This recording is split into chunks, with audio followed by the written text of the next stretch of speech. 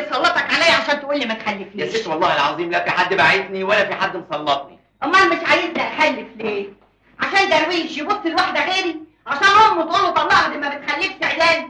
دي الست اللي ما بتخلفش زي العيال اللي ما بيصيبش، وانا بقى هصيبك. ايه يا ست بس ايه كده؟ انا ما قصدتش حاجه، انا غرضي كله مصلحتي. مصلحتي انك تطلقني وتشمت القرشان امه فيا؟ امه مين وابوه مين يا استاذ؟ انا ما اقصدش يا ست، انا قصدي كله خلفي بس مش كتير، قصدي ما تخلفيش، مش خلفي فلق بس. واجيبه ورا ازاي؟